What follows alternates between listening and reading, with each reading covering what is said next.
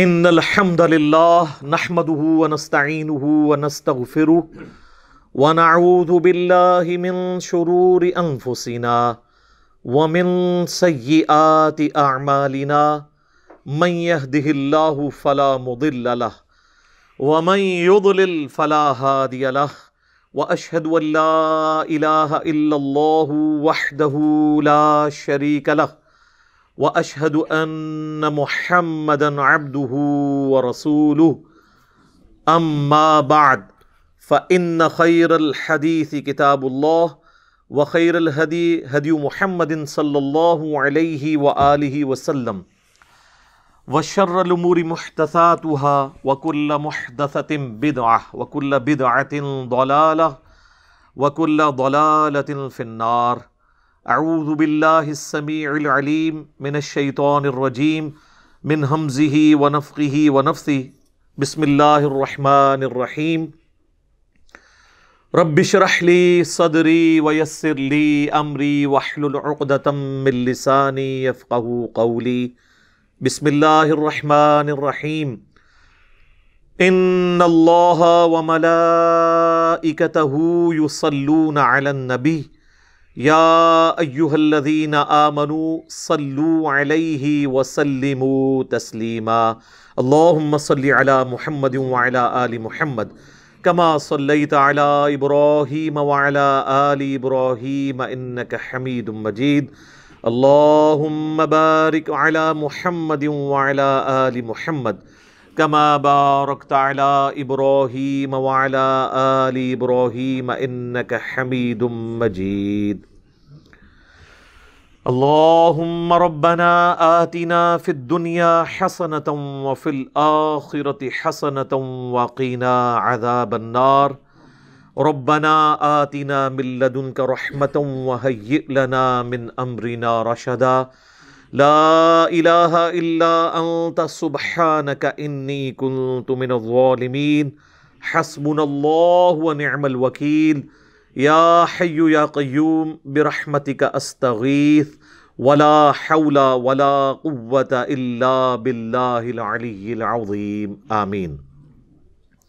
اعوذ باللہ من الشیطان الرجیم. بسم اللہ الرحمن الرحیم. حرمت علیکم، حرام کر دی گئی ہیں تمہارے لیے، امہاتکم، تمہاری مائیں. اب یہ 12 کانٹینیوس رشتے آئیں گے جن کے ساتھ کبھی بھی شادی ممکن نہیں ہے. اینڈ پہ جا کے ایک پاسبلٹی آئے گی جو وقتی طور پر، ٹیمپرری طور پر حرام رشتہ ہے، اور کچھ احادیث کے اندر بھی آئے ہیں، کچھ اگلی آیت کا تھوڑا سا حصہ اس میں بھی انشاءاللہ ڈسکس ہو جائے گا. حرام ہو گئیں تم پر تمہاری مائیں، وبناتکم، اور تمہاری بیٹیاں، واخواتکم، اور تمہاری بہنیں، وعماتکم، اور تمہاری پھپھیاں، یعنی والد کی جو بہنیں ہیں، سگی بہنیں، وخالاتکم، اور تمہاری خالائیں یعنی ماں کی بہنیں، وبنات الاخی، اور بھتیجیاں، تمہارے بھائی کی بیٹیاں، وبنات الاختی، اور تمہاری بہن کی بیٹیاں یعنی بھانجیاں، وَأُمَّهَاتُكُمُ اللَّاتِي أَرْضَعْنَكُمْ، اور وہ مائیں بھی جنہوں نے تمہیں دودھ پلایا ہے، یعنی جو رضاعت کا رشتہ ہے. یہ را کے اوپر زبر ہے. ایک رضا ہے جو نام بھی رکھا جاتا ہے، یہ ہے رضاعت، را ضاد الف عین تا، رضاعت عربی میں.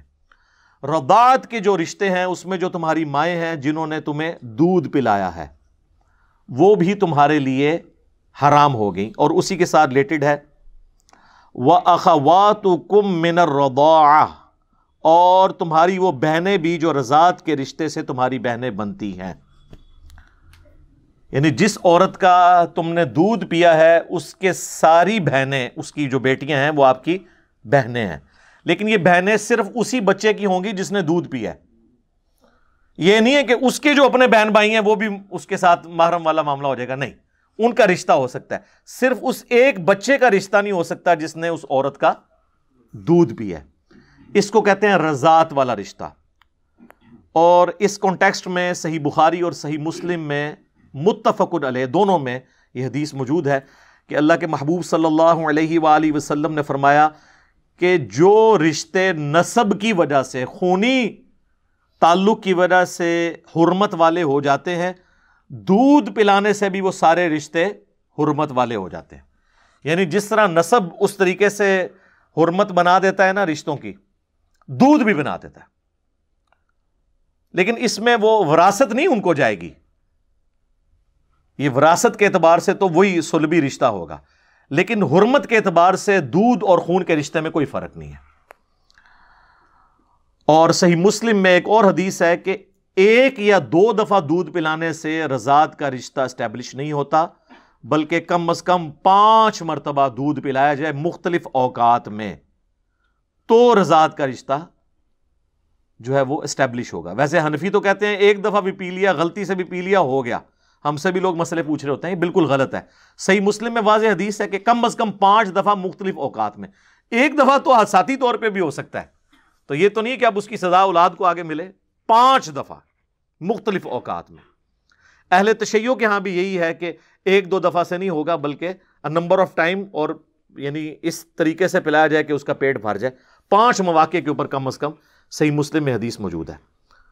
اور اسی کانٹیکسٹ میں ایک اور حدیث ہے صحیح بخاری اور صحیح مسلم میں کہ نبی صلی اللہ علیہ وآلہ وسلم نے فرمایا کہ رضاعت کا رشتہ بھوک کی عمر تک اسٹیبلش ہوگا، اور وہ 2 سال ہے. اس حدیث میں آیا. اور ویسے الگ سے سورۃ البقرہ میں بھی آیا کہ 2 سال ہے دودھ چھڑانے کی مدت. 2 سال کے بعد اگر کوئی کسی کا دودھ پی لیتا ہے بچہ، 2.5 سال کا بچہ یا کوئی بڑی عمر کا نوجوان بھی، یہ بڑی عمر کی رضاعت بھی لوگ پوچھ رہے ہوتے ہیں نا. وہ آپ کو پتہ ہے عرب کے مفتیوں نے فتویٰ دیا تھا، جب ان سے پوچھا گیا کہ جی ہمارے آفس میں غیر محرم جو ہے وہ مرد کام کرتے ہیں، تو انہوں نے یہ فتویٰ جاری کیا کہ بھئی آپ کے آفس میں جو عورتیں ہیں نا، وہ اس طرح کریں کہ اپنا دودھ ان کو پلا دیں، تو وہ ان کے بھائی بن جائیں گے. وہ مطلب یہ نہیں کہ ڈائریکٹ پلانا، یعنی وہ کسی برتن میں نکالیں دودھ کو اور وہ پی لیں 5 موقع کے اوپر، تو وہ ان کے بھائی بن جائیں گے، تو مسئلہ ختم ہو جائے گا. اور اگر کسی کا دودھ نہیں ہے تو وہ ٹیکا لگوا لے، ٹیکا لگوانے سے بھی دودھ اتر آتا ہے نا، تو اس سے بھی. تو حالانکہ وہ تو اب 2 سال کی عمر تو کراس کر چکے ہیں. 2 سال کے بعد رضاعت کا رشتہ اسٹیبلش ہی نہیں ہوتا. اور ان کا بھی کیا قصور ہے؟ یہ تو امام ابن تیمیہ کا بھی یہی موقف ہے. تو وہ پرانے بزرگوں کو لے کے چل رہے ہیں. کاش انہوں نے یہ حدیث پڑھ لی ہوتی، اور بخاری اور مسلم دونوں میں جو تھی کہ بھوک کی عمر تک، اور وہ نبی علیہ السلام نے فرمایا کہ 2 سال تک، اس کے بعد رضاعت کا رشتہ اسٹیبلش نہیں ہوگا. اور سورۃ البقرہ میں بھی 2 سال آئے. تو یہ میں نے اس کو ساتھ اس لیے کلیئر کر دیا تاکہ کسی کو کوئی اس میں پریشانی نہ ہو.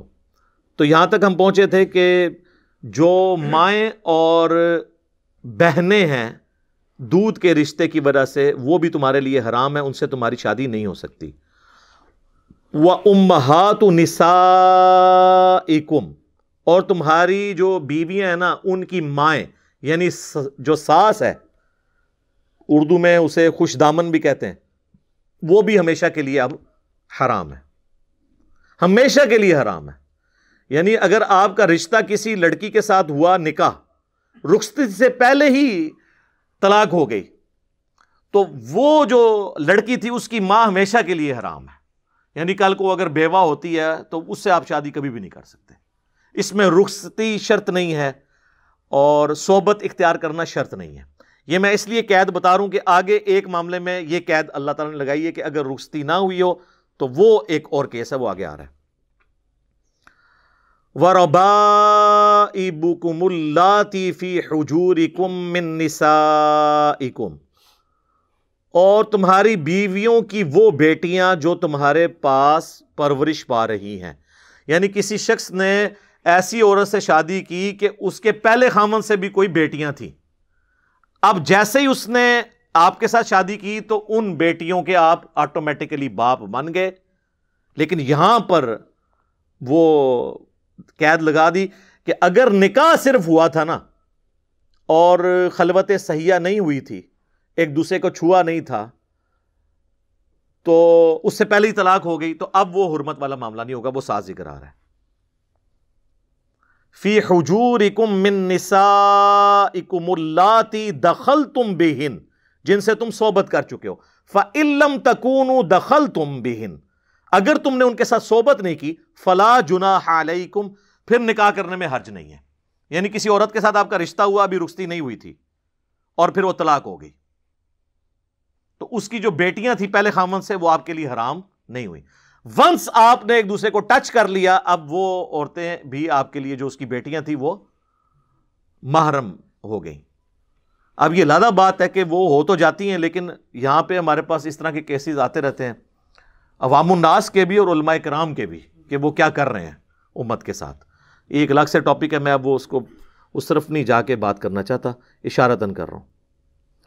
وَحَلَائِلُ أَبْنَائِكُمُ الَّذِينَ مِنْ أَصْلَابِكُمْ، اور تمہارے بیٹے جو تمہارے صلب سے پیدا ہوئے ہیں، تمہارے خونی رشتے سے، ان کی بیویاں بھی تم پر ہمیشہ کے لیے حرام ہے. وہ ہمیشہ کے لیے، یعنی بہو بھی ہمیشہ کے لیے سسر کے لیے حرام ہو گئی. تو لہذا اب یہ جتنے حرمت والے رشتے ہیں نا، ان میں اب پردہ وہی ہوگا جو گھر کے اندر ایک بہن بھائی کا پردہ ہوتا ہے. چہرے کے نقاب والا معاملہ اس میں نہیں ہوگا، الا یہ کہ جہاں پر فتنے کا اندیشہ ہو، وہ الگ بات. یہ وہ 12 رشتے تھے جو ہمیشہ کے لیے حرام ہے. اب ایک کیس آ رہا ہے جو ہمیشہ کے لیے نہیں، وقتی طور پر ہے، اور وہ ہے وَأَن تَجْمَعُوا بَيْنَ الْأُخْتَيْنِ، اور یہ کہ تم 2 بہنوں کو اکٹھا ایک نکاح میں لے لو. یعنی سالی کے ساتھ بھی اپنی بیوی کی موجودگی میں نکاح کر لیا جائے. یہ وقتی طور پر حرام ہے. اگر بیوی مر گئی تو پھر آپ سالی سے شادی کر سکتے ہیں. جیسے سیدنا عثمان کے عقد میں سیدہ رقیہ اور ام کلثوم علیہم السلام، نبی علیہ السلام کی 2 بیٹیاں جو آپس میں سگی بہنیں تھیں، یکے بعد دیگرے عقد میں آئی ہیں نا. لیکن یہ ٹیمپرری طور پر حرام ہے کہ بیک وقت 2 بہنوں سے رشتہ نہیں ہو سکتا. یہ ہمیشہ کے لیے حرام نہیں ہے. اور اسی کی ایکسٹینشن آگے آ جائے گی اگلی آیت کے اندر، کہ جو خامدوں والی عورتیں ہیں وہ بھی حرام ہیں. یعنی آپ کی بیوی میرے اوپر حرام ہے، میری بیوی آپ کے اوپر حرام ہے جب تک وہ میری بیوی ہے. لیکن اگر وہ میری بیوی نہیں رہتی، یا آپ کی بیوی نہیں رہتی، پھر وہ کہیں بھی رشتہ کر سکتی ہے. لیکن جب تک وہ خامند والی ہے، وہ کہیں اور رشتہ نہیں کر سکتی. تو یہ بھی وقتی طور پہ ہے. اس کا ذکر اگلی آیت میں آ جائے گا 24 نمبر میں. یہ ٹیمپرری ہے. اور یہ جو آیا نا وَأَن تَجْمَعُوا بَيْنَ الْأُخْتَيْنِ، کہ 2 بہنوں کو اکٹھا نہیں کر سکتے، اسی کی ایکسٹینشن ایک بخاری مسلم میں آئی ہے کہ نبی علیہ السلام نے فرمایا کہ پھوپھی اور بھتیجی کو ایک نکاح میں جمع نہیں کر سکتے، اور خالہ اور بھانجی کو بھی نہیں کر سکتے. یعنی آپ کسی کی پھوپھی کے ساتھ شادی کریں، اس کی بھتیجی کے ساتھ آپ پیرلل میں شادی نہیں کر سکتے. اور اس کو سمجھنے کا ایک بڑا آسان سا فارمولہ ہے.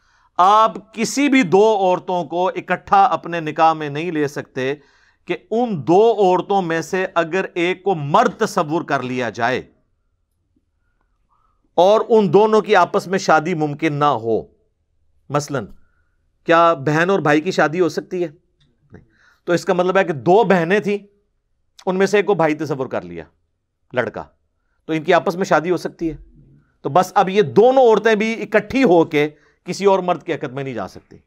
اسی طرح کوئی شخص اپنی پھوپھی سے شادی کر سکتا ہے؟ نہیں. تو اگر وہ شخص لڑکی ہو اور اس کی پھوپھی بھی فیمیل ہے، اب یہ دونوں کسی ایک مرد کے عقد میں بیک وقت نہیں آ سکتی. سمجھ آ گئی؟ یہ سمپل فارمولہ ہے کہ ہر وہ 2 عورتیں کہ ان میں سے وقتی طور پہ ایک مرد تصور کر لی جائے اور ان کی آپس میں شادی نہ ہو سکتی ہو، تو وہ دونوں عورتیں اکٹھی کسی اور کے عقد میں نہیں جا سکتی. لیکن یہ ٹیمپرری طور پر، وقتی طور پر حرمت والا رشتہ ہے. اگر ان میں سے کسی ایک کو وہ طلاق دے دے کہ مر جائے ایک ان میں سے، پھر اس کے ساتھ شادی ہو سکتی ہے. پھوپھی مر گئی، اب بھتیجی سے شادی ہو سکتی ہے. خالہ مر گئی، اب بھانجی کے ساتھ شادی ہو سکتی ہے. تو یہ وہ تھے جو ٹیمپرری طور پہ ہیں. باقی 12 جو ہیں وہ ہمیشہ کے لیے حرام رشتے ہیں. اب اسی کانٹیکسٹ میں مساہرت کا بیان بھی کر دوں. یہ فقہ حنفی میں بڑا ایک مشہور ہے اور بڑی کتابیں لکھی ہوتی ہیں مساہرت کے اوپر. مساہرت عربی میں کہتے ہیں سسرالی رشتوں کو. اور وہ کہتے ہیں جی مساہرت والا جو معاملہ اگر ہو گیا، یعنی مثلا یہ فقہ حنفی میں جو لکھا ہوا ہے، اس کا قرآن و حدیث سے کوئی تعلق نہیں ہے کیونکہ قرآن و حدیث نے جو حرام بتانا تھا وہ قرآن میں اور بخاری مسلم میں بتا دیا. اب مولانا شریف نے جو ہے نا وہ اپنی طرف سے چیزیں داخل کی ہیں. تو مولانا شریف کو قرآن سے اور بخاری مسلم سے اٹھا کے تھوڑی دیر کے لیے نہیں ہمیشہ کے لیے باہر رکھیں, اور پھر دیکھیں کہ یہاں پہ حرمت والے رشتوں میں کوئی ایسی بات ہوئی ہے. وہ بتاتے ہیں آپ کو مساہرت والا رشتہ, بڑی کتابیں لکھتے ہیں اور کہتے ہیں جی پتہ ہے جی, پھر پوچھ رہے ہوتے ہیں لوگوں سے کہ جی اگر کسی مرد نے اپنی ساس کو شہوت کے ساتھ چھوا, غلطی سے یا جان بوجھ کے, صرف چھو لیا, تو اس کی اپنی بیوی اس پہ ہمیشہ کے لیے حرام ہو گئی, یہ وہ کہتے ہیں. اور وہ کہتے ہیں کہ اس لیے کہ قرآن میں آیا ہوا ہے کہ جی وہ ساس تو اس پہ حرام تھی, لیکن قرآن میں یہ تو نہیں آیا کہ ساس کے ساتھ اگر وہ ایسا معاملہ کر لیتا ہے تو اس کی اپنی بیوی جو آلریڈی اس سے پہلے اس نے اپنے عقد میں لی تھی وہ نکل جائے گی. یہ زیادہ ایک حرام فعل ہوگا. اسی طریقے سے اگر کسی سسر نے چھو لیا اپنی بہو کو غلط نیت کے ساتھ, ویسے تو محرم تھے آپس میں, تو وہ کہتے ہیں وہ چھو لیا اور خامند بیچارہ باہر محنت کر رہا ہے, وہ اس کے عقد میں سے اس کی بیوی نکل گئی, قصور پیو دا بھگت رہا. ہوں پنجابی کہتے ہیں خسم نانی کرے تے چٹی دو طرح پر ہے. اتنے جناب وہ پیو نے کام پایا ہے تو وہ کہتے ہیں کہ وہ بیٹے کے عقد سے اس کی بیوی نکل گئی, وہ بیٹا بیچارہ باہر ہے, اس کو پتہ بھی نہیں. اور اسی میں وہ آگے پھر کہتے ہیں کہ اگر کوئی باپ کسی لڑکی کا رات کے وقت اندھیرے میں اٹھا اور اس نے ہاتھ لگانا تھا اپنی بیوی کو, غلطی سے نیند میں, غلطی سے بھی, سر نوٹ کریں, غلطی سے بھی اپنی بیٹی پہ پڑ گیا تو اس کی اپنی بیوی ہمیشہ کے لیے اس پہ حرام ہوگی, ہمیشہ کے لیے, دوبارہ اب نکاح بھی نہیں ہو سکتا. جان بوجھ کے نہیں, غلطی سے بھی. تو جان بوجھ کے تو اب یہ سارے کے سارے معاملات چاہے جان بوجھ کے کسی نے کیا یا غلطی سے کیا, اس کی وجہ سے, اس حرام کام کی وجہ سے کوئی حلال رشتہ ہمیشہ کے لیے ختم نہیں ہوگا. وہ جو ختم ہونے والے تھے وہ یہ آگے یہاں پہ رشتے. جناب سورۃ النحل میں تو یہاں تک آیا ہے کہ اگر کسی شخص کے دل میں ایمان ہے اور جان بچانے کے لیے اسے مجبوراً کفر بولنا پڑتا ہے تو تب بھی اس کا ایمان نہیں جائے گا, اور جان بچانے کے لیے مجبوراً اسے حرام کھانا پڑتا ہے تو وہ مردار, بہتا ہوا لہو, خنزیر کا گوشت اور غیر اللہ پر کے نام پر جو چیز قربان کی گئی وہ بھی کھا سکتا ہے جان بچانے کے لیے, اس پہ ملامت نہیں ہوگی. اور یہاں پہ کہہ رہے ہیں کہ غلطی سے بھی ہو گیا تو ہمیشہ کے لیے یہ ہو گیا. اسے وہ کہتے ہیں مساہرت کا رشتہ. اور یہ بہت زیادہ سوال اور اس کے اوپر بڑے کلپس لوگوں نے بنا کے اپلوڈ کیے ہوتے ہیں اور وہ بتا رہے ہوتے ہیں, حالانکہ کہیں پر قرآن و حدیث میں موجود نہیں. اور پھر ہمیں کہہ رہے ہوتے ہیں کہ آپ قرآن و حدیث سے نکال کے بتائیں کہ جی جس میں لکھا ہو کہ رشتہ باقی رہے گا. یہ رشتے کو ختم کرنے کے لیے دلیل آپ نے دینی ہے, دعویٰ تو آپ نے کیا ہے. ہماری دلیل یہ ہے کہ قرآن نے حرمت والے جو رشتے بتانے تھے وہ بتا دیے. یہ بھی مسئلہ اس طرح ہوتا تو بتا دیتے. پھر بھی آپ کی تسلی کے لیے بتائیں کہ صحیح بخاری آپ کھولیں, کتاب النکاح چیپٹر نکال لیں اس میں امام بخاری نے باقاعدہ ایک پورا باب باندھا ہے اس حوالے سے. ابن عباس کے حوالے سے حدیث لی اور نیچے کئی ایک صحابہ اور تابعین کے اقوال لیے ہیں جس میں انہوں نے فقہ حنفی پہ رد کیا ہے کہ اس طرح اگر کوئی کر لیتا ہے تو اس کی اپنی بیوی فارغ نہیں ہوگی, یہ مساہرت والے رشتے کے اعتبار سے. تو امام بخاری نے صحیح بخاری میں یہ رد کیا ہے. مراد یہ فتنہ پرانا ہے اور امام بخاری نے اس کے اوپر رد کیا, حالانکہ امام بخاری نہ بھی رد کرتے, قرآن میں واضح نص موجود ہے. جب قرآن کہہ رہا ہے کہ حرمت والے رشتے یہ ہیں تو آپ اپنی طرف سے تو کوئی حرمت والا رشتہ تو نہیں بنا سکتے, یہ تو شریعت سازی ہے, یہ تو بدعت ہے. اب یہاں پر ایک اور مسئلہ بھی میں بتا دوں, صحیح بخاری اور صحیح مسلم میں ایک حدیث ہے کہ نبی علیہ السلام نے نکاح شغار کرنے سے بھی منع فرمایا ہے, جسے ہم اردو میں اور پنجابی میں وٹا سٹا کہتے ہیں. لیکن یہاں پر وٹا سٹا اور ہوتا ہے. جو ہمارے ہاں وٹا سٹا رائج ہے نا, یہ حرام نہیں ہے. وہ حدیث میں موجود ہے بخاری اور مسلم دونوں میں کہ کوئی شخص اپنی بہن یا بیٹی کا رشتہ اس شرط پہ کسی مرد سے نہیں کر سکتا کہ تو اپنی بیٹی مجھے دے دے, میں اپنی بیٹی تجھے دیتا ہوں, یا تو اپنی بہن کا نکاح میرے ساتھ کر دے, میں اپنی بہن کا نکاح تیرے ساتھ کرتا ہوں, اور اس کے بدلے حق مہر میں نہیں دوں گا. میرا حق مہر یہ ہے کہ میں نے اپنی بہن یا بیٹی تجھے دے دی, اور تیرا حق مہر یہ ہے کہ تو نے اپنی بہن. تو حق مہر کے بغیر اس طرح کا رشتہ کرنا, اسے کہتے ہیں نکاح شغار یا وٹا سٹا. یہ والا وٹا سٹا حرام ہے. لیکن اگر دو مرد آپس میں کہتے ہیں کہ میں اپنی بہن کا رشتہ تمہارے ساتھ کرتا ہوں، تم میرے ساتھ کر دو، اور دونوں کا حق مہر رکھا جاتا ہے، تو اس میں کوئی حرج نہیں، یہ والا وٹا سٹا حرام نہیں ہے. یا کوئی شخص کہتا ہے میں اپنی بیٹی کا رشتہ تمہیں دیتا ہوں، تم اپنی بیٹی کا رشتہ مجھے دو، ٹھیک ہے، اور دونوں کا الگ الگ حق مہر رکھا جائے، اور یہ شرط لگا کے نہ ہو کہ جی اگر نہیں دو گے تو میں نہیں کروں گا، اس طرح کا معاملہ نہ ہو، تو اس میں کوئی نہیں. جیسے عموماً رشتہ داروں میں ہو جاتا ہے، اور اس کی انٹینشن یہ ہوتی ہے کہ چلو ایک رشتہ زیادہ مضبوط ہو جائے گا، وہ اس کو طلاق نہیں دے گا، وہ اس کو طلاق نہیں دے گا، اور لوگ کہہ رہے ہوتے ہیں وٹا سٹا اسلام میں حرام ہے. وٹا سٹا یہ والا حرام ہے جس میں حق مہر نہ رکھا جائے. اچھا، اسی طریقے سے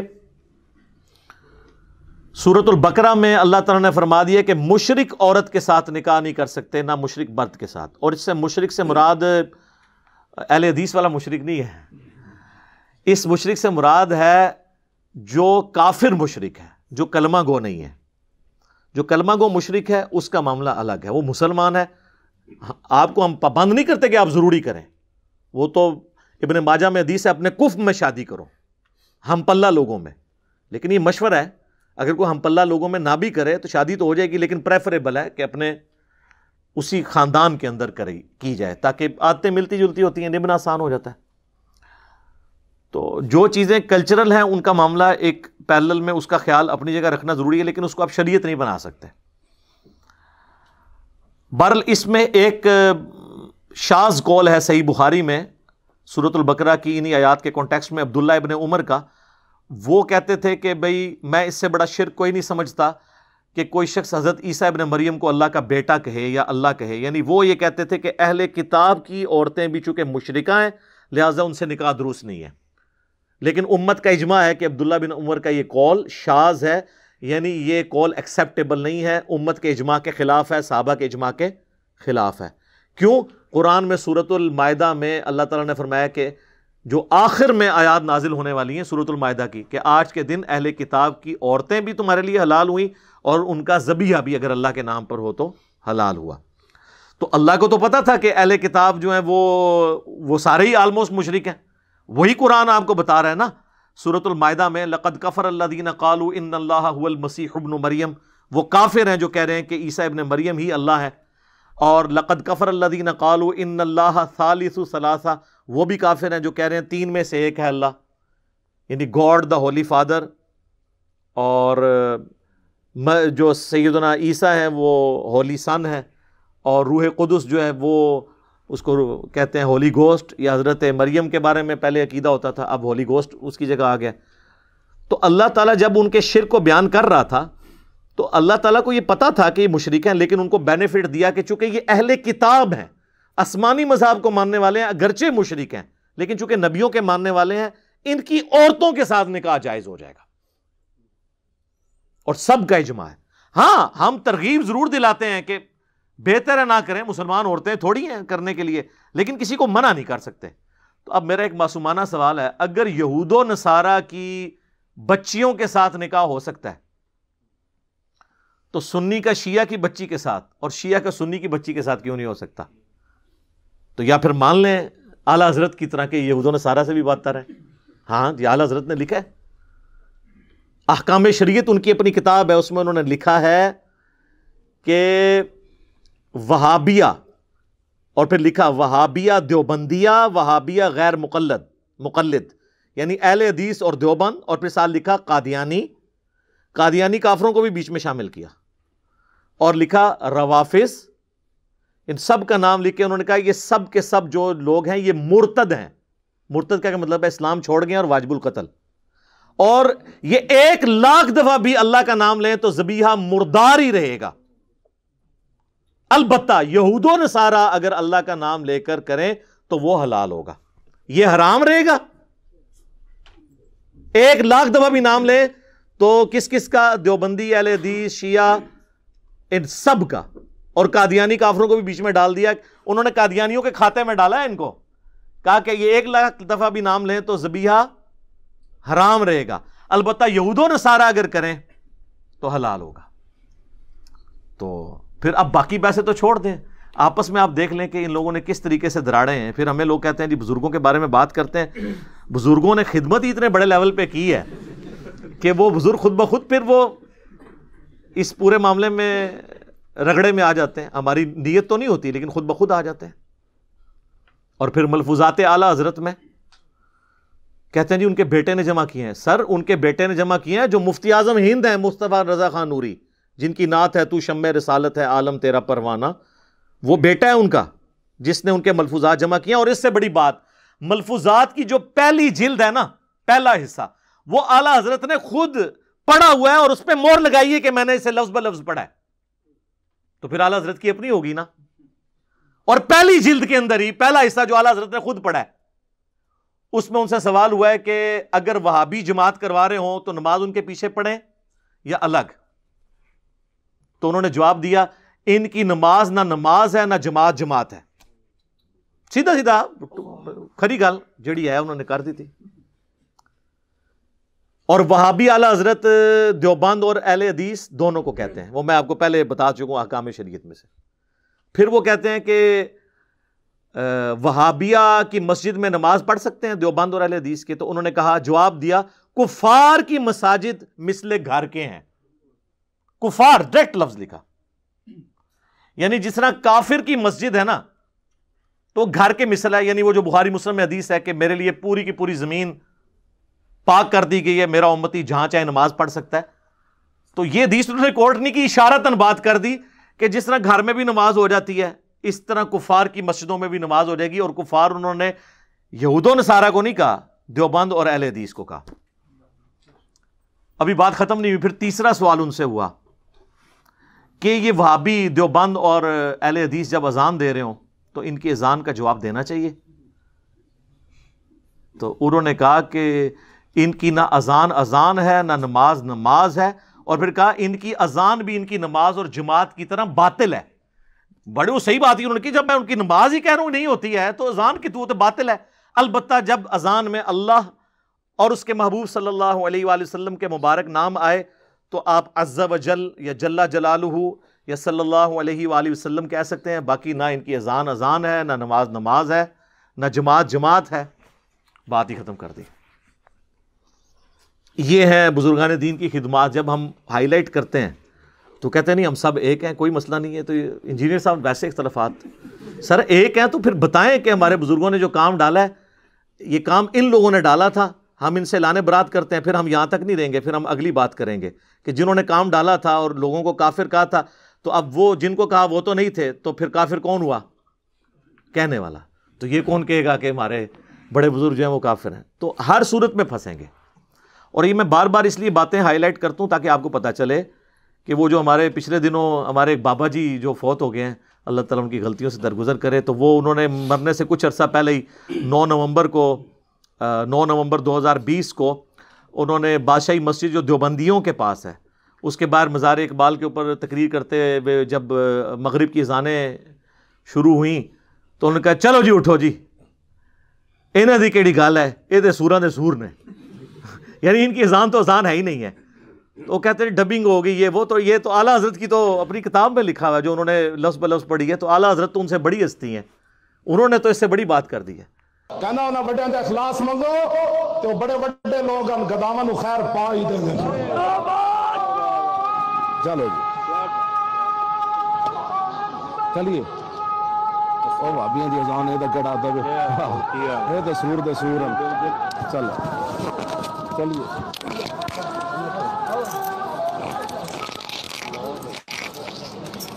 اور سر یہ مولویوں کو سلام ہے, اتنی موٹی گالی کو مولوی دے سکتا ہے, سوراں دے سور.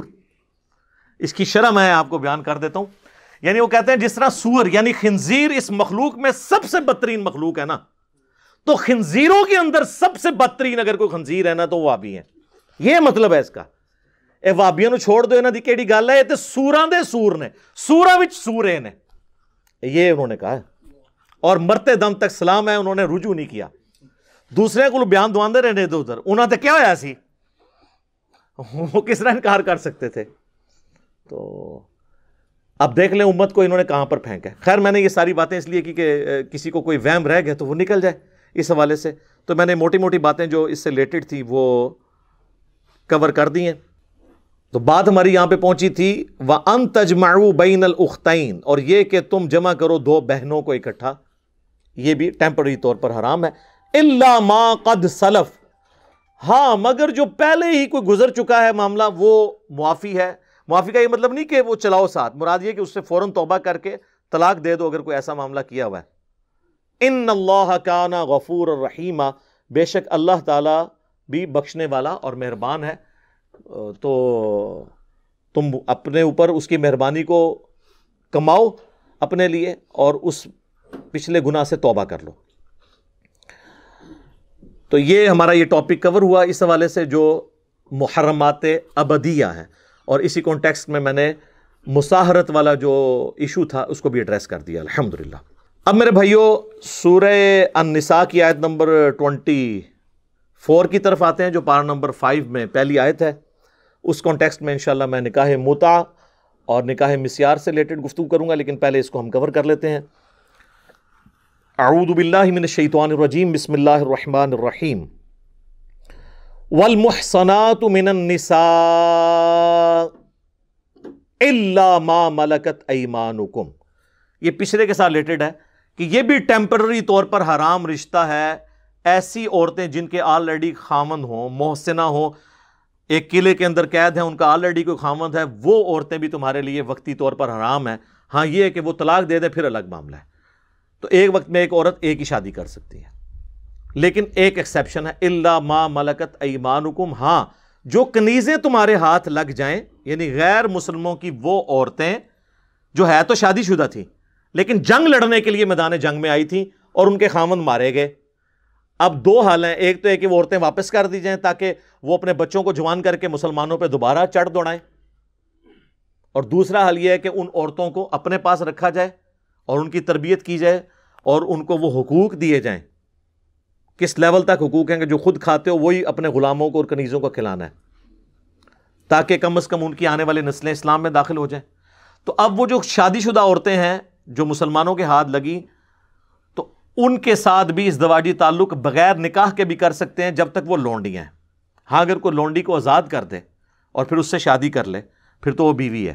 جس طرح کہ بخاری مسلم میں آتا ہے کہ سیدہ صفیہ کو نبی علیہ السلام، یہ یہودیہ تھی، مسلمان ہو گئیں اور لونڈی بن کے نبی علیہ السلام کے پاس آئیں، تو آپ نے ان کو آزاد کر دیا اور ان کی آزادی ہی ان کا حق میں ٹھہرا اور ام المؤمنین وہ بن گئی رضی اللہ تعالی عنہا وسلام اللہ علیہا. تو نبی علیہ السلام نے اپنے عمل سے ثابت کیا. البتہ اگر آپ اس کو آزاد نہ بھی کرتے تب بھی اس کے ساتھ تعلق قائم کر سکتے ہیں، اگرچہ وہ شوہروں والی ہیں، ان کے شوہر چاہے مر چکے ہوں یا زندہ ہوں، دونوں صورتوں میں، چونکہ اب وہ لونڈی بن چکی ہیں. لیکن اس میں بھی شرائط ہیں، یہ اگر وہ پریگننٹ ہے پھر نہیں کر سکتے. ٹھیک ہے، یعنی وہ والا جو باقی کیسز جو ہیں وہ اپنی جگہ رہیں گے جو عورتوں کے حوالے سے ہوتے ہیں. اس کو کہتے ہیں استبرا ہونا چاہیے، یعنی ان کا حمل خالی ہو، حیض والا ایشو نہ ہو، وہ پوری کی پوری چیزیں. ولادہ سے ایک ٹاپک ہے، میں اس کو اسکپ کرتا ہوں. اس حوالے سے صحیح مسلم میں ایک حدیث ہے، نبی علیہ السلام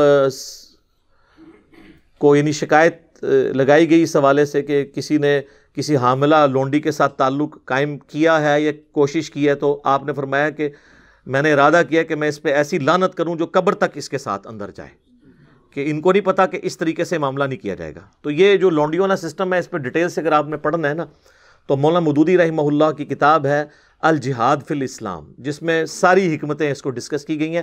اور انہی آیت جو یہ سورہ نساء کی آیت نمبر 24 کے کانٹیکسٹ میں آپ تفہیم القرآن بھی پڑھ لیں، وہاں پہ بھی انہوں نے چیزیں ڈسکس کی ہیں. وہ آج ٹاپک نہیں ہے. بہرحال اینڈ رزلٹ یہ ہے کہ آج کی ڈیٹ میں یہ سسٹم آبسلیٹ ہو چکا ہے اسلام کے ڈسکریج کرنے کی وجہ سے.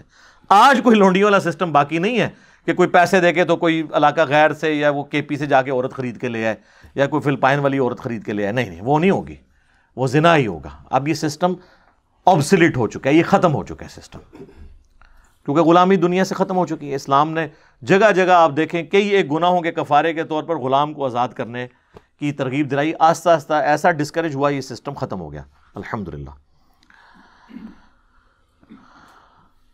الا ما ملکت ایمانکم، ہاں جو کنیزیں ان کا معاملہ الگ ہے. کتاب اللہ علیکم، یہ اللہ تعالیٰ نے تم پر شریعت فرض کی ہے. وَأُحِلَّ لَكُم مَّا وَرَاءَ ذَلِكُمْ، اور تم پر حلال کر دی گئی ہیں ان کے سوا تمام عورتیں. یعنی یہ جو حرمت والے 12 رشتے پچھلی آیت میں بیان ہوئے، آیت نمبر 23 میں، جو محرمات ابدیہ ہیں، اور کچھ ایسے جو وقتی طور پر حرام ہیں، جیسے 2 بہنوں کو اکٹھا جمع کرنا، پھوپھی اور بھتیجی کو اور خالہ اور بھانجی کو جمع کرنا، یا جس عورت کی آلریڈی شادی ہے اس کو آپ اپنے قد میں نہیں لے سکتے، یہ ٹیمپرری کو بھی اور پرماننٹ چھوڑ کے، ان کے علاوہ دنیا کی ہر عورت تمہارے لیے حلال ہے کہ تم اس کے ساتھ شادی کر سکتے ہو۔ تو آپ دیکھ لیں حرام بہت تھوڑا ہے، حلال بہت زیادہ ہے، بشرطے کہ آپ کو رشتہ مل جائے، ٹھیک ہے۔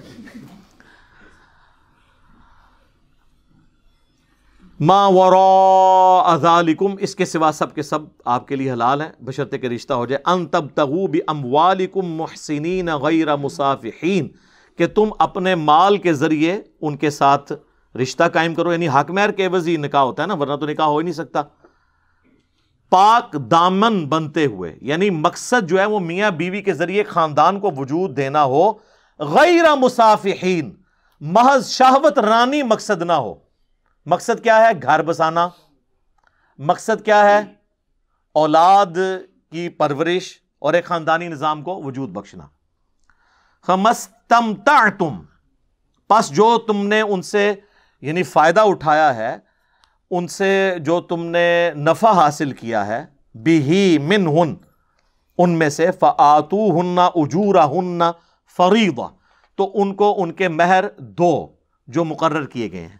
اب یعنی حق مہر کے بغیر نہیں، اگر وہ حق مہر آپ نے جو ان کے ساتھ طے کیا تھا آپ نے نہ دیا تو عورت آپ کے لیے حلال نہیں۔ ہاں وہ خود چھوڑ دے علیحدہ بات ہے، یہاں پہ اور آسان رکھا گیا، معجل تھوڑا سا رکھ لیتے ہیں، غیر معجل کہتے ہیں بعد میں ہم دے دیں گے، ان کو پتا ہوتا ہے کون سا دینا ہے، دینا ہوتا ہے سر وہ آپ نے، یا لکھوائی تھوڑا، جب زیادہ لکھوایا تو وہ آپ نے دینا ہوگا، الا یہ کہ وہ عورت خود معاف کر دے۔ وَلَا جُنَاحَ عَلَيْكُمْ فِي مَا تَرَاضَيْتُمْ بِهِ مِن بَعْدِ الْفَرِيضَةِ، اور تم پر کوئی گناہ نہیں ہے جس چیز پر تم آپس میں راضی ہو جاؤ مقرر کرنے کے بعد۔ یعنی اگر عورت کہتی ہے ٹھیک ہے میں معاف کرتی ہوں یا آدھا چھوڑ دیتی ہوں، تو اللہ تعالیٰ کہتا ہے مجھے کوئی اس پہ اعتراض نہیں ہے، آپس میں تم طے کر لو۔ ان اللہ کان علیما حکیما، بے شک اللہ تعالیٰ علم والا حکمت والا ہے۔ اب یہ جو لفظ یہاں پر آیا نا جی، فَمَسْتَمْتَعْتُمْ بِهِ مِنْهُنْ، جو تم نے ان سے نفع اٹھایا، اسی کو وہ متاع بھی کہا جاتا ہے، نفع اٹھانا۔ اور متاع سے مراد صرف نکاح متاع نہیں ہے، کسی بھی چیز سے آپ نفع اٹھا رہے ہو، جس طرح ہم حج کے ساتھ عمرے کا جب نفع اٹھاتے ہیں تو ہم اسے کہتے ہیں متعۃ الحج یا حج تمتع، تو یہ نفع اٹھانا۔ قرآن میں نکاح متاع کا ذکر کہیں نہیں ہے، زبردستی کسی نے داخل کرنا ہے تو ایک الگ معاملہ ہے، قرآن میں تو مطلقاً نکاح کا ذکر ہے، اور چونکہ نکاح متاع بھی ایک نکاح ہے، اس کانٹیکسٹ میں اگر کوئی کیس میں داخل ہے جب تک وہ حلال تھا تو وہ بالکل ٹھیک کہہ رہا ہے، ہمیں کوئی اعتراض نہیں ہے۔ بعض لوگ یہ بھی لے کے آتے ہیں کہ جی عبداللہ ابن عباس کی ایک قرات تھی جو المستدرک للحاکم میں آئی ہے، کہ وہ جو آیت ہے نا یہ والی فَمَسْتَمْتَعْتُمْ بِهِ مِنْهُنَّ، وہ آگے ساتھ پڑھتے تھے إِلَىٰ أَجَلٍ مُّسَمَّى، ایک پیریڈ کے لیے جو تم نکاح کرتے ہو تو تم ان کو حق مہر دو، تو وہ اس کے ساتھ کرتے تھے، اور یہی اہل تشیع پیش کرتے ہیں۔ تو وہ اگر اس کو درست بھی مانا جائے، اس حدیث کو امام حاکم نے بھی صحیح کہا اور امام ذابی نے بھی صحیح مسلم کی شرط پہ صحیح کہا، تب بھی وہ سارے کے سارے معاملات منسوخ تصور کیے جائیں گے۔ اور اہل سنت کے ہاں تو ایٹ لیسٹ اس کا اجماع پایا جاتا ہے کہ نکاح متاع جو تھا وہ اب قیامت تک کے لیے منسوخ ہو چکا ہے، یہ نہیں ہے کہ پہلے نہیں تھا، پہلے تھا۔ تو نکاح متاع ہو یا نکاح مسیار کی جو فارم جو اس سے ملتی جلتی بلکہ اس سے بھی گئی گزری ہے، وہ میں بتا دیتا ہوں، دونوں جو ہے وہ حرام ہے۔ اس کانٹیکسٹ میں آپ کو وہ ریلیٹڈ احادیث بتا دیتا ہوں۔ متع کہتے ہیں نفع اٹھانے کو، نکاح متع ہوتا ہے، یہ ہوتا نکاح ہی ہے، یہ کوئی وہ والا معاملہ نہیں ہے کہ وہ بچہ پیدا ہوگا تو وہ وارث نہیں، وہ جو بچہ پیدا ہوگا وہ وارث بھی ہوگا اپنے باپ کا، اس کو وراثت میں حصہ ملے گا، وہ سارے باقی سٹیٹس وہی رہیں گے۔ لیکن نکاح متع یہ ہوتا ہے کہ آپ نے کم از کم 3 دن کے لیے ہوتا تھا، زیادہ جتنے بھی دن کر لیں، 3 دن کے بعد یعنی جو دن بھی آپ نے طے کیے اس کے بعد آٹومیٹکلی وہ نکاح ختم ہو جائے گا جیسے اس کی ٹائم پیریڈ پورا ہوگا۔ لیکن جو اولاد پیدا ہوگی وہ اس کا باپ وہی ہوگا، اس کو وراثت میں بھی باقی سارے معاملات وہی چلیں گے، تو اسی لیے نکاح متع کہا جاتا ہے۔ تو اب اس کو کوئی یہ نہیں کہہ سکتا یہ کوئی بدکاری تھی، ورنہ تو بخاری مسلم میں ہے کہ صحابہ کرام نے کیا ہے، تو آپ اس کو کیسے کہہ سکتے ہیں نبی علیہ السلام کی اجازت سے کیا ہے؟ وہ صحیح بخاری اور صحیح مسلم دونوں میں حدیث ہے کہ جابر بن عبداللہ کہتے ہیں کہ ہم لوگ رسول اللہ صلی اللہ علیہ وآلہ وسلم کے زمانے میں حضرت ابوبکر کے زمانے میں اور حضرت عمر کے شروع کے زمانے میں متعۃ النکاح، متعۃ النساء یعنی عورتوں کا متع، اور متعۃ الحج یعنی حج کا متع یعنی حج تمتع، ایک ہی سفر میں حج اور عمرے کو جمع کرنا، یہ کیا کرتے تھے۔ پھر حضرت عمر نے اسے سختی کے ساتھ منع فرما دیا کہ یہ حرام ہو چکا ہے۔ ظاہر خبر سب تک نہیں پہنچی ہوئی تھی تو حضرت عمر نے اس کو اسٹیبلش کیا۔ آج والا تو نہیں تھا انٹرنیٹ والا دور کے جی ایک بات یہاں سے کلپ چڑھا سب کو پتہ چل گیا، تو ایسا نہیں ہوتا تھا، چند لوگوں کو پتا تھا، پھر آہستہ آہستہ وہ چیز اسٹیبلش ہو گئی۔ جس طرح شراب بھی کچھ سٹیجز میں حرام ہوئی ہے، یہ بھی کچھ سٹیجز کے اندر ہوا ہے۔ اسی کانٹیکسٹ میں ایک اور حدیث ہے صحیح بخاری اور صحیح مسلم میں کہ مولا علی رضی اللہ تعالیٰ عنہ نے حضرت عبداللہ ابن عباس کو آبزرو کیا کہ وہ نکاح متع کے بارے میں نرم رویہ رکھتے تھے اور وہ نوجوانوں کو اس کی حق میں فتویٰ دے دیتے تھے۔ تو حضرت علی نے ان کو ڈانٹا ابن عباس کو اور کہا رک جاؤ اس سے۔ نبی صلی اللہ علیہ وآلہ وسلم نے غزوہ خیبر کے موقع پر نکاح متع سے یعنی متعۃ النساء سے منع فرما دیا۔ متعۃ الحج تو باقی ہے، حج تمتع وہ تو افضل ترین حج ہے، وہ آج تک باقی ہے، وہ الگ سے احادیث ہے۔ اور پالتو گدوں کے گوشت کو بھی حرام کر دیا۔ البتہ یہ بات ٹھیک ہے کہ صحیح بخاری میں آتا ہے کہ ابن عباس فتویٰ ہمیشہ یہی دیتے تھے کہ یہ جائز ہے، لیکن صحیح بخاری میں موجود ہے جب ان کے غلام نے کہا کہ یہ اس صورت میں ہے کہ جب کوئی شخص سفر میں ہو یا عورتوں کی کمی ہو جائے اور مجبوری میں کہیں پہ معاملہ ہو جائے جہاد کے دوران۔ تو عبداللہ بن عباس نے کہا ہاں میں بھی اسی صورت میں اسے جائز سمجھتا ہوں، عام حالت میں نہیں ہے۔ اور سر حیران کن بات آپ کو بتاؤں، شیعہ بھی عام حالت میں نکاح متع کو حرام سمجھتے ہیں۔ جن کی بیویاں ہیں ان کے لیے نہیں وہ کہتے متع کریں جی، وہی کہتے ہیں آپ جہاد میں گئے ہیں یا دوسرے ملک چلے گئے جہاں آپ اپنی بیوی نہیں ساتھ لے کے جا سکے تو وقتی طور پر نکاح کر لیں، مطلقاً نہیں ہے جس طرح پبلک میں مشہور ہے۔ اور یہ ابن عباس کا بھی موقف تھا، لیکن یہ ابن عباس کا موقف شاذ ہے، صحابہ کے اجماع کے خلاف ہے۔ اور اس حوالے سے امام بخاری نے بھی پورا چیپٹر باندھا ہے اور باقاعدہ اپنا قول بھی لکھا ہے کہ نکاح متع اب ہمیشہ کے لیے منسوخ ہو چکا ہے۔ اور صحیح مسلم میں بھی امام نووی نے چونکہ اس کے بعد باب باندھے ہیں، مسلم شریف کے امام مسلم نے خود نہیں باندھے تھے، چھوڑ دیے تھے انہوں نے بھی یہی باب باندھا ہے کہ یہ ہمیشہ کے لیے حرام ہے۔ لہٰذا اہل سنت میں تو اتفاق ہے، اس لیے اہل سنت کے علماء کی جب آپ تقاریر سنیں یا ان کی کتابیں پڑھیں تو وہ بنیادی حدیث یہی لے کے چلتے ہیں جو صحیح بخاری اور صحیح مسلم دونوں میں ہے۔ ایک تو ابن عباس والی بتائی، ایک الگ سے بھی ہے کہ مولا علی رضی اللہ تعالیٰ عنہ کہتے ہیں کہ نبی صلی اللہ علیہ وآلہ وسلم نے غزوہ خیبر کے موقع پر پالتو گدوں کے گوشت کو اور نکاح متع کو حرام فرما دیا تھا۔ کنفیوژن کیوں پیدا ہوئی؟ وہ صحیح مسلم میں ایک حدیث ہے کہ فتح مکہ کے موقع پر نبی صلی اللہ علیہ وآلہ وسلم نے اسی سال غزوہ اوتاس بھی ہوا تھا، اس موقع کے اوپر 3 دن کے لیے صحابہ کو سفر میں، اس جہادی سفر کے دوران جب ان کی بیویاں ان کے ساتھ نہیں تھی، متع کی اجازت دے دی تھی 3 دن کے لیے۔ وہ جو پابندی تھی وہ وقتی طور پر نبی علیہ السلام نے اللہ کی وحی کے ذریعے اٹھائی، اور اس کے بعد اسی حدیث میں موجود ہے، وہ حدیث روایت کی ہے صبرہ بن معبد نے، وہ کہتے ہیں پھر نبی علیہ السلام نے اناؤنسمنٹ کی کہ اب قیامت تک کے لیے حرام ہے نکاح متع، قیامت تک کے لیے، یہ اس میں الفاظ ہیں۔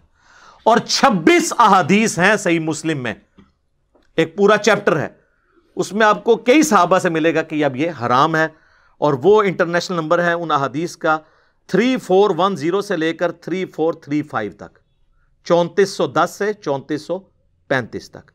اور اس میں آپ ایک حدیث تو ضرور پڑھیے گا 3429 نمبر 3429 کہ عبداللہ ابن زبیر جب خلیفہ بنے، عبداللہ ابن زبیر خلیفہ بنے ہیں 64 ہجری کے بعد، جب مولا علی کو فوت ہوئے کم از کم 24 سال گزر چکے تھے۔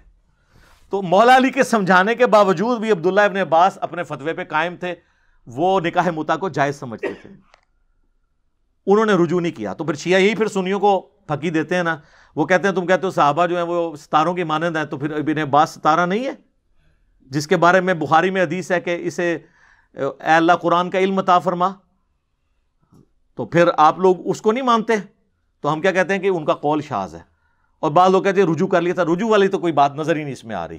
بخاری میں بھی موجود ہے کہ وہ اس کنڈیشن کے اندر فتویٰ دیتے تھے، اور مسلم شریف میں عبداللہ بن زبیر خلیفہ بنے 64 ہجری میں، 73 ہجری میں وہ شہید ہوئے ہیں، 9 سال کے لیے یزید کے مرنے کے بعد حجاز میں ان کی حکومت تھی. تو وہ خطبہ دے رہے ہیں.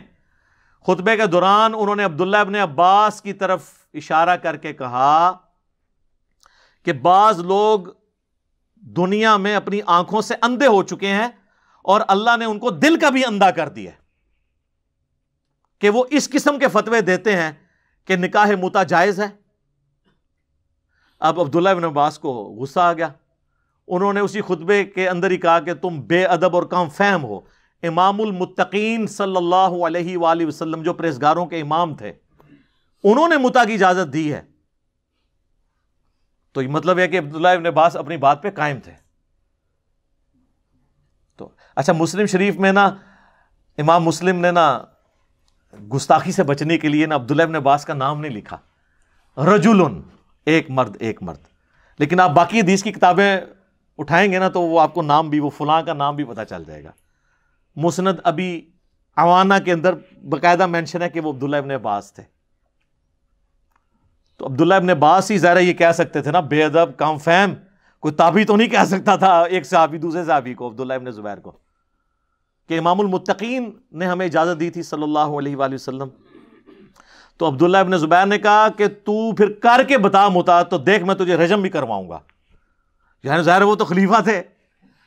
تو انہوں نے دھمکی لگائی کہ پھر ٹھیک ہے تو فتوی دینا، آپ کر رہا پھر تو دیکھ میں تیرے کے کرنا.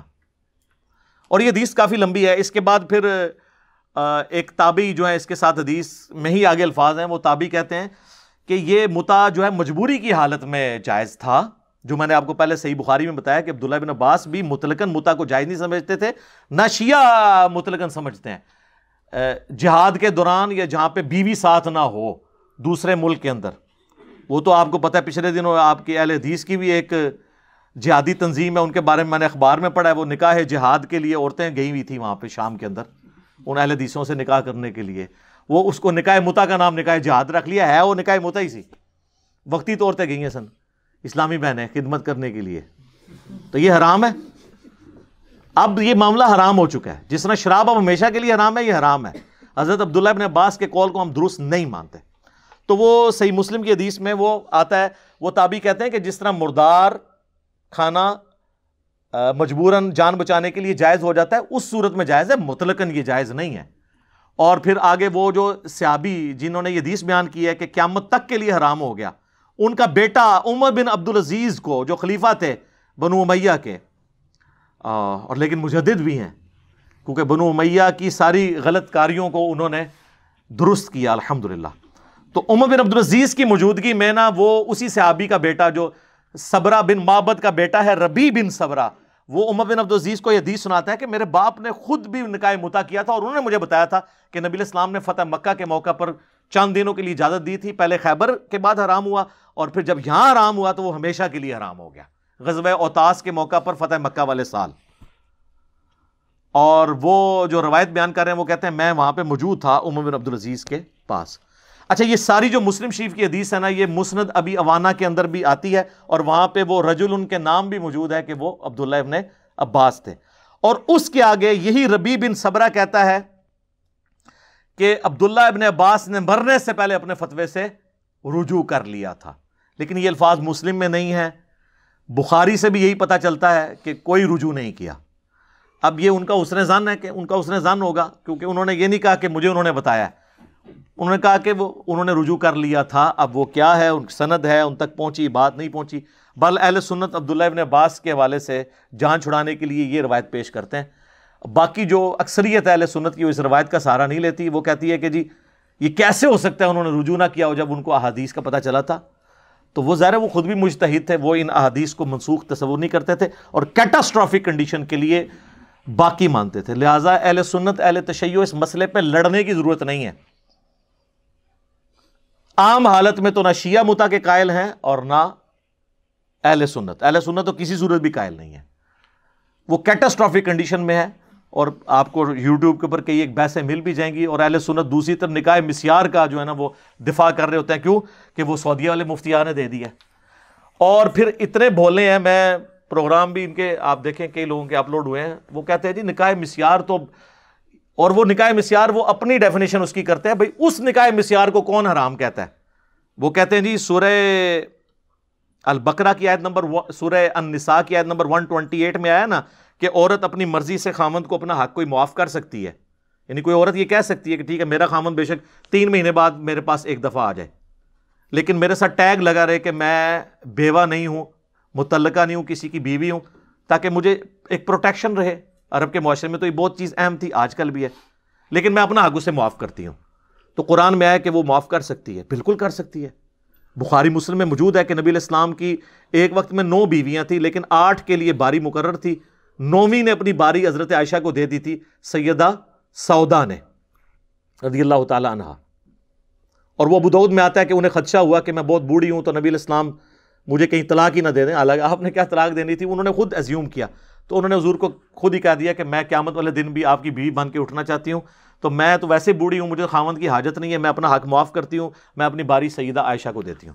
اور حضرت عائشہ اتنی ان کی قدر کرتی تھی، وہ کہتی تھی کہ کاش میں سودا کے جسم کا ٹکڑا ہوتی، کہ اتنا حوصلہ کسی بیوی میں ہو سکتا ہے کہ وہ اپنی باری اپنی سوکن کو دے دے. یہ بھی اس حدیث کے اندر موجود ہے بخاری اور مسلم میں. تو وہ حق آپ نے چھوڑا. وہ کہتے ہیں جی یہ حق تو خامند کے لیے بیوی چھوڑ سکتی ہے اور دوسری بیوی کو دے سکتی ہے، تو نکاح مسیار بھی یہی ہے. مرنا جاتے اگر تیرا یقین ہوتا یہی ہو اگر نکاح مسیار، تو اس کو کون کہے گا حرام؟ مسیار کا مطلب ہے سیر والا نکاح. بس کبھی کبھار سیر کرنے کے لیے آپ چلے جائیں اس بیوی کے پاس، تاکہ بس سر یہ میری بیوی ہے. لیکن یہ سیر والا معاملہ دوسرا بھی ہے. عرب میں شیخ یہ نہیں کر رہے ہیں. وہ مفتی اعظم سعودیہ کا فتویٰ ہے عبدالعزیز بن باز کا، جو فوت ہو چکے 99 میں، کہ جو عرب لڑکے یورپ اور امریکہ میں پڑھنے جاتے ہیں 3 سال 4 سال کے لیے، تو اپنی بیوی ساتھ نہیں لے کے جا سکتے. وہاں پہ اپنے ذہن میں رکھتے ہوئے کسی عورت کے ساتھ شادی کر لیں کہ میں جاتے وقت اسے طلاق دے دوں گا، پہلے ہی بسانے کی نیت سے نہیں. اور کہتے ہیں اگر یہ کہا نا کہ میری 3 سال کی پڑھائی ہے اور 3 سال کے لیے نکاح کرتا ہوں تو یہ نکاح متع بن جائے گا اور وہ تو حرام ہے. دیکھو تو ذہن میں رکھ لیں. اب مجھے ایمانداری سے بتائیں نکاح متع پھر زیادہ برا ہوا یا یہ والا سو کارڈ نکاح مسیار کے جس میں آپ دھوکہ بھی دے رہے ہیں؟ اس سے تو بہتر تھا اگر آپ نے چلنا ہی تھا تو 3 سال کے لیے کر لیتے. کہتے ہیں نہیں، خود ذہن میں رکھیں. اگر آپ نے ٹائم پیریڈ طے کیا تو وہ تو نبی نے حرام فرمایا ہوا ہے. وہی بات ہے کہ ماں باپ کو اف تک مت کو، گالیاں نکال لو، مار بھی لو، یہ وہی چیز ہے. اور یہ ہے وہ نکاح مسیار جسے ہم کنڈیم کرتے ہیں. اور پاکستان میں شیخ زبیر علی رحمہ اللہ تعالیٰ کہتے تھے یہ زنا ہے. اور جس نکاح مسیار کا یہ لوگ دفاع کر رہے ہوتے ہیں اہل حدیث، اس کو کون حرام کہتا ہے؟ اسے کوئی بھی نہیں حرام کہتا، وہ تو قرآن میں اجازت ہے. نکاح مسیار خام خواہ جنون کا نام خرید رکھ دیا ہے. یہ اسی طریقے سے جب ہم بنو امیہ کو رگڑا لگاتے ہیں نا تو یہ کہتے ہیں وہ جی حضرت عثمان بھی بنو امیہ میں تھے. وہ بھائی حضرت عثمان کا تو ہم ذکر ہی نہیں کر رہے، ہم تو خلفائے راشدین کے بعد والی بنو امیہ کی بات کر رہے ہیں. تو وہ حضرت عثمان کے پیچھے چھپنے کی کوشش کرتے ہیں. یہاں پہ بھی مسیار کا جب ہم رد کرتے ہیں نا تو کہتے ہیں نہیں مسیار تو یہ ہوتا ہے، تو قرآن میں اجازت ہے جی، حضرت سودا نے بھی چھوڑ دیا. اور سر اس کی نہیں بات ہو رہی، یہ بات ہے. اور یہ پریکٹیکلی یہ کیس ہوا ہے. مجھے خود ایک اہل حدیث عالم نے 3 دن پہلے میری ان سے بات ہوئی اس ٹاپک پہ، تو انہوں نے کہا میرے تو یہ گھر کی بات ہے.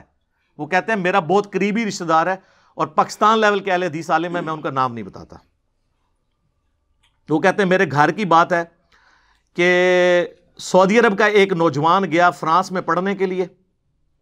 اس نے وہاں پر فرانس کی کوئی شاہی خاندان جو چلتا آ رہا تھا اس کی کسی لڑکی کے ساتھ نکاح مسیار کر لیا. اور جب پڑھائی کے لیے واپس آیا، اس میں سے اس کا ایک بیٹا بھی پیدا ہوا. جب واپس آیا اسے طلاق دیا اور کہا جی میں نے تو مفتی اعظم سعودیہ کے فتوے پہ عمل کیا. اب شاہ عبداللہ کہیں فرانس گیا تو وہ لڑکی وہاں پہنچ گئی. سر وہاں تو پھر جوڈیشری آزاد ہے نا.